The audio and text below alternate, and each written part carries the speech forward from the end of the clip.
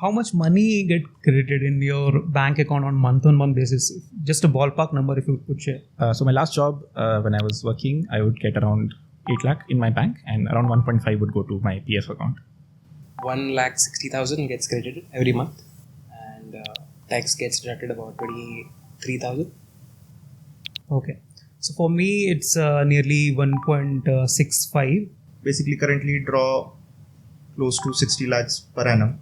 So then in hand I get after that is close to 2.8, and roughly like 50,000 gets invested in NPS and EPF. Would want everyone to share what has been the timeline of your earnings through the years. So first of all, like big disclaimer, I come from a middle class family, and like seems like this might feel like a lot of my packages were very inflated or come with a lot of privilege. But like big disclaimer, middle class family, and like I've just been fortunate to get high packages initially. Okay, with that disclaimer, 2018 I graduated.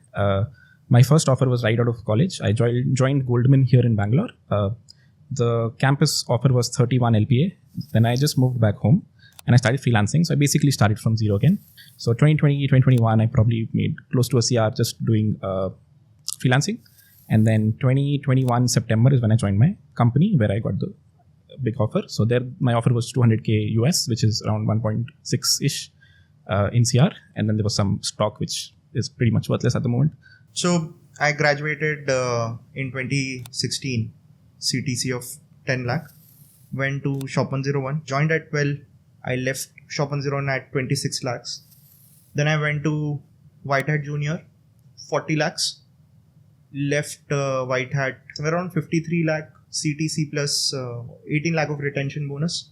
Yeah, left that and then joined co-founders at Wind. So for last 3 years, like I've been staying at the same, nearly at the same salary.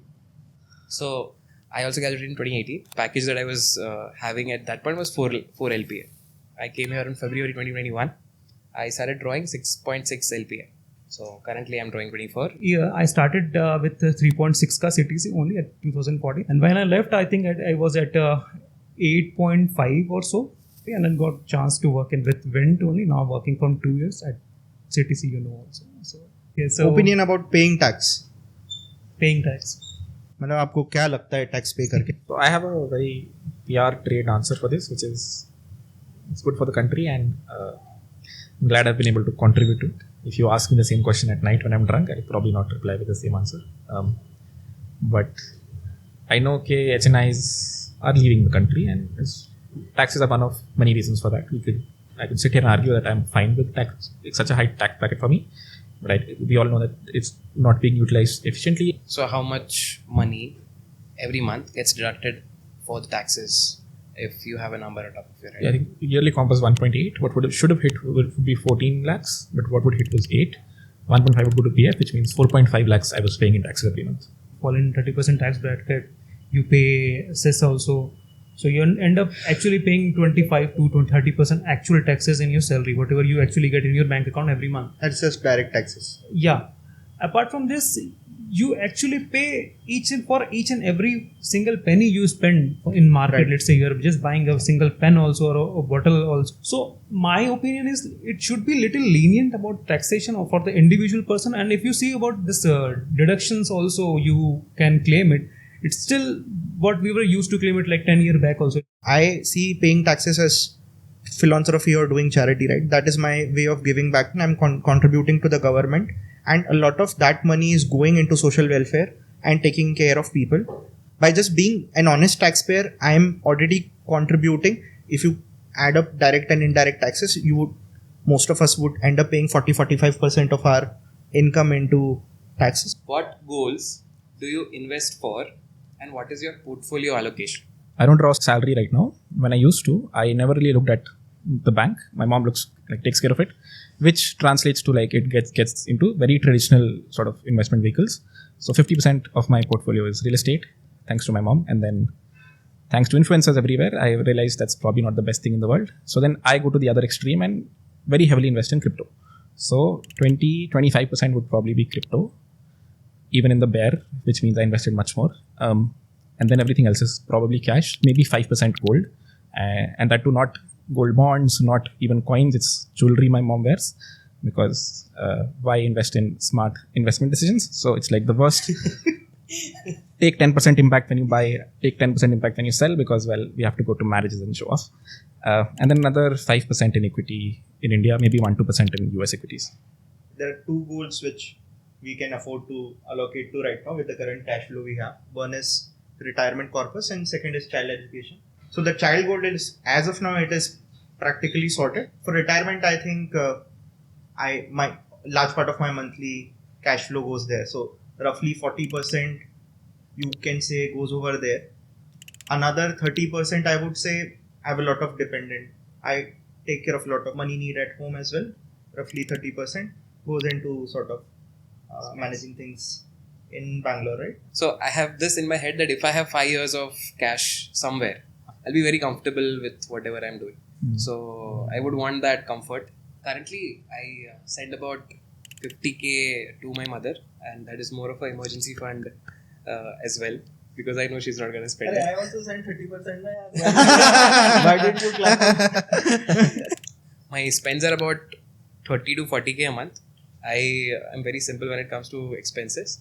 So we have a kid also. My major salary means 40 to 45% of my salary, pay rents, my EMIs or whatever the monthly flow. Around 30 to 35% I used to keep it as SIPs and mutual funds. Around 20% used to keep it as a free flow, let's say in FDs also, or in highly liquid mutual funds also. Let's say I'm in need of funds and I can easily withdraw it. Say few portion of my wife's salary goes to the child education, and some portion goes to, let's say, in retirement corpus also. What is the most expensive thing or asset you have desired also? My Activa.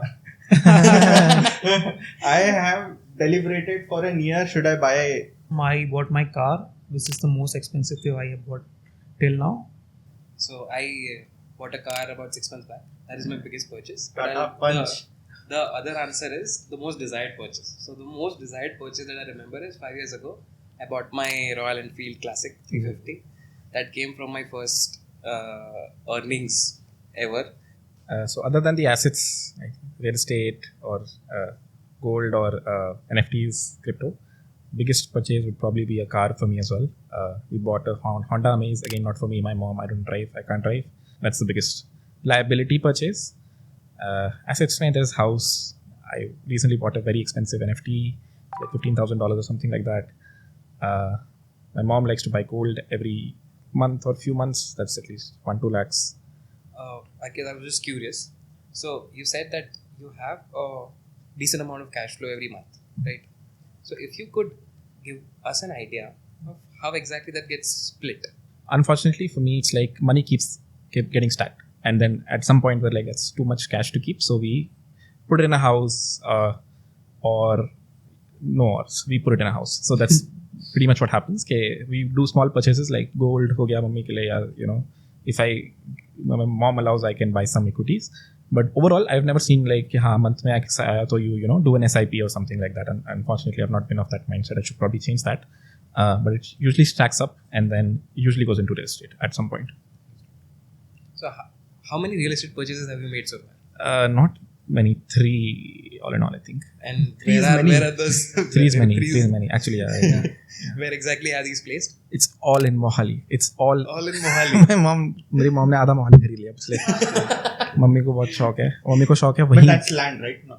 Land. It's purely land. Pure land. No flats. ठीक है, land appreciates. Land is Yeah. वो land जो है 10 जगह. तो recently one of the places, Shubham Gill का.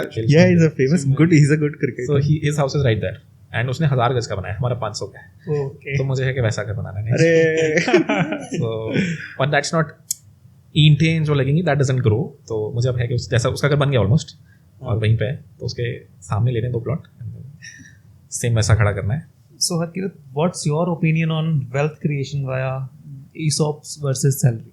Yeah, great question. I think so. I've burned my hand in this once.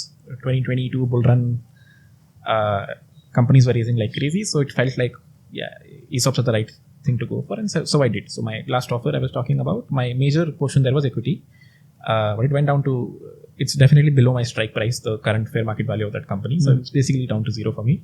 A good idea to, 1, know what your strike price is. People are not aware of that. I wasn't. 2, know what your percentage ownership in the companies versus I own 10 CR of stock, but the company is valued at 2 billion. So it's pretty much nothing. Right. I wouldn't say I'm super bullish on it. I'm always asking 10 questions when someone offers me equity.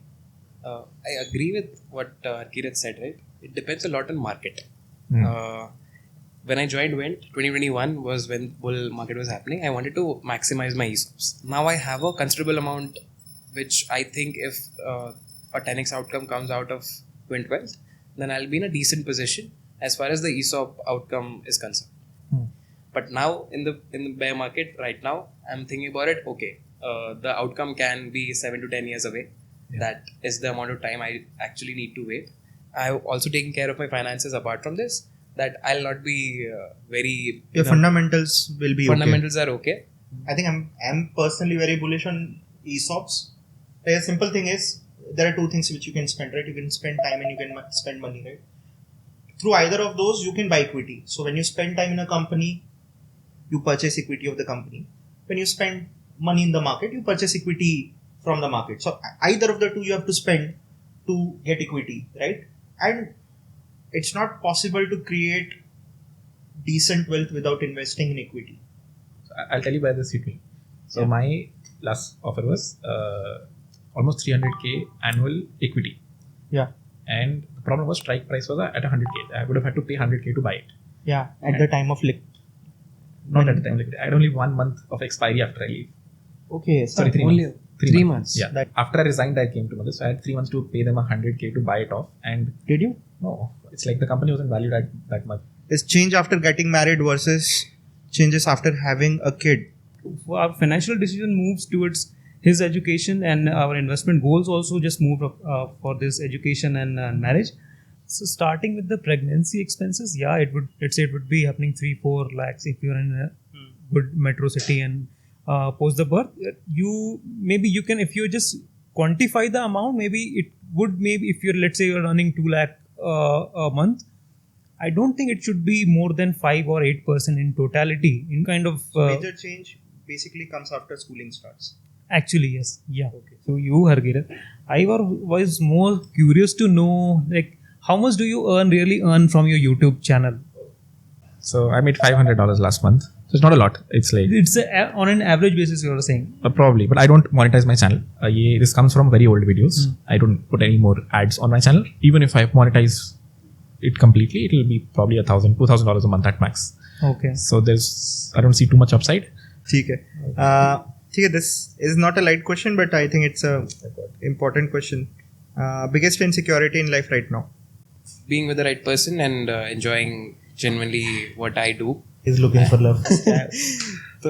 So that is what I'm genuinely right now I'm insecure about. We know losing your near and dear one is permanent. Maybe financial instability, not be making enough money for my family. I'd say that may be a biggest fear currently. Maybe I would say health and क्योंकि मुझे पता है मैं बहुत negligent हूँ. I'm not a concern but a very active thought every day is people who I love, are they sort of happy around me? Is there something I'm not doing which I should? I just have one that started recently, which is parents' health. So seeing them grow old and as you said, it's beyond my control, but what is in my control is spending as much time as I can with them while they're here. So that is one thing that's beginning to scare me now as my mom is growing and I can see her sort of aging and she's not able to do things she was able to before. So बस वही डर है मेरे को कि as much time as I can spend with her, I should. Right. And that's how you are prioritizing things also. Like that's makes a lot of sense.